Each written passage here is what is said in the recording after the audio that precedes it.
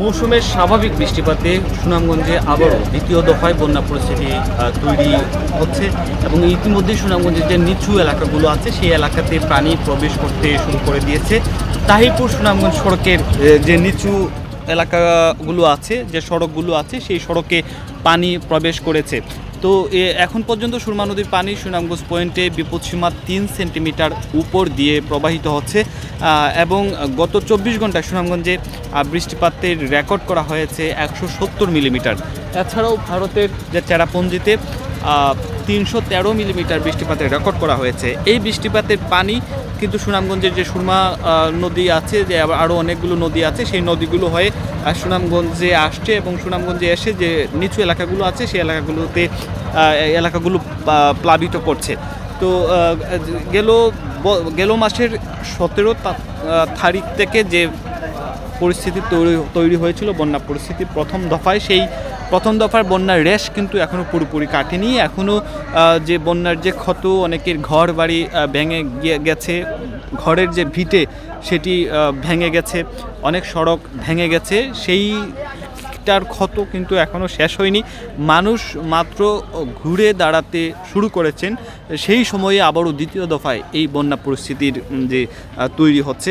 ইতিমধ্যেই যে সুনামগঞ্জের যে 12 উপজেলা আছে, সেই 12 উপজেলার যে নিচু গ্রামগুলো আছে, সেই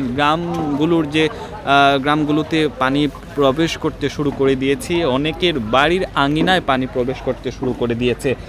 তো এত করে যে মানুষের ভোগান্তি সেটি ক্রমান্বয়ে বাড়ছে এবং এই ভোগান্তি আরও বাড়বে। যদিও বন্যা পূর্বাভাস ও সতর্কীকরণ কেন্দ্র জানিয়েছে আরও কয়েকদিন এরকম বৃষ্টিপাত থাকবে এবং এই বৃষ্টিপাত থাকলে ধারণা করা হচ্ছে সুনামগঞ্জের যে এখন যে বন্যা পরিস্থিতি সেটি আরও অবনতি হবে।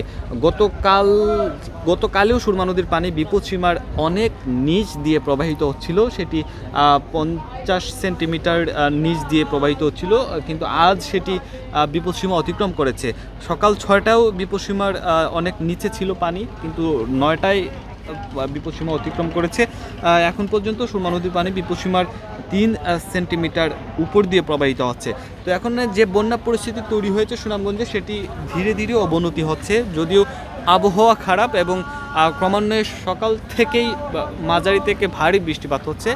বৃষ্টিপাতের কারণে সুনামগঞ্জের যে নদ নদীর পানি সেটি বৃদ্ধি পাচ্ছে। যেসব এলাকা নিচু এলাকা, সেই সব নিচু এলাকায় পানি প্রবেশ করেছে এবং পানি প্রবেশ করে সেই নিচু এলাকার যে পানি সেটিও কিন্তু ধীরে ধীরে বৃদ্ধি পাচ্ছে। এত করে মানুষের ভোগান্তি আরও সেটি বাড়ছে, দীর্ঘস্থায়ী হচ্ছে। প্রথম দফার বন্যার যে রেশ সেটি এখনও পুরোপুরি কাটেনি। মানুষ ঘুরে দাঁড়াতে শুরু করেছে। মানুষের যে ঘর বাড়ি ভেঙেছে তারা আবারও ঘর বাড়ি মেরামত করছে। যারা আশ্রয়কেন্দ্রে ছিলেন সেই সব মানুষ আশ্রয়কেন্দ্রে গিয়ে আবারও নতুন করে সব কিছু শুরু করার যে চেষ্টা সেটি তারা শুরু করে দিয়েছিলেন। কিন্তু দ্বিতীয় দফায় ফের সুনামগঞ্জের যে বন্যা সেটি তাদেরকে বাধাগ্রস্ত করেছে।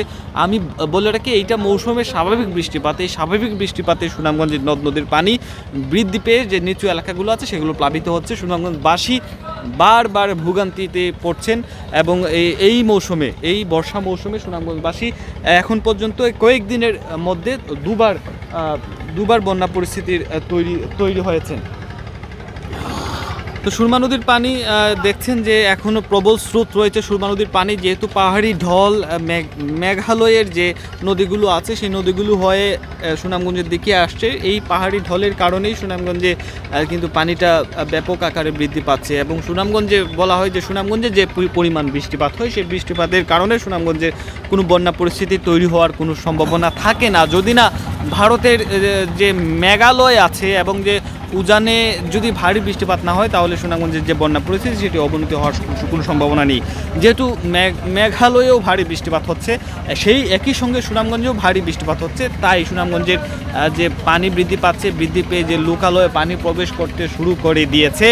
যদি এইরকম বৃষ্টি অব্যাহত থাকে তাহলে যে সুনামগঞ্জের যে বন্যা পরিস্থিতি সেটি আরও অবনতি হবে। তো এখন পর্যন্ত সুনামগঞ্জের যে সুরমা নদীর পানি সেটি বিপদসীমার উপর দিয়ে প্রবাহিত হচ্ছে।